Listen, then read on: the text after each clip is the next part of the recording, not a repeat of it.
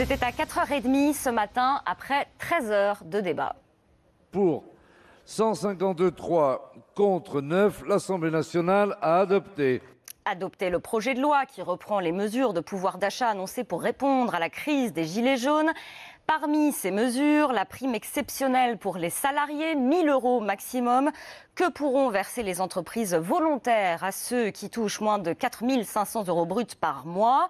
Beaucoup de grands groupes ont annoncé qu'ils le feraient. C'est a priori moins évident pour les PME, mais certaines vont y arriver. Par exemple, ce bureau d'études de 80 salariés est situé à Rovarandin, dans le Nord, près de Douai, et où Lionel Top s'est rendu pour RMC. J'ai le plaisir de vous annoncer que nous allons verser une prime exceptionnelle. C'est par un mail le lundi dernier que les salariés de cette PME ont appris la bonne nouvelle. Leur directeur versera une prime de 300 €. Bonne nouvelle.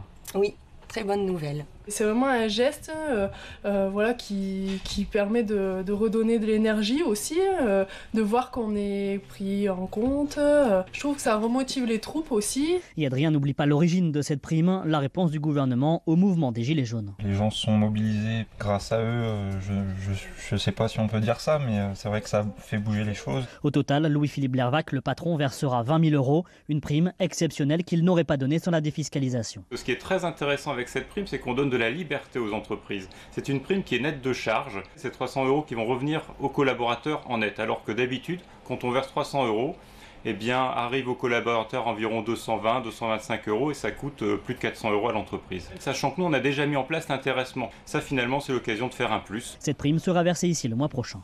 Et la date limite fixée aux entreprises pour verser cette prime, c'est le 31 mars. Le projet de loi reprenant ces différentes mesures sociales sera donc dès cet après-midi au Sénat. Gérard Larcher souhaite un vote conforme à celui des députés pour éviter une deuxième lecture à l'Assemblée.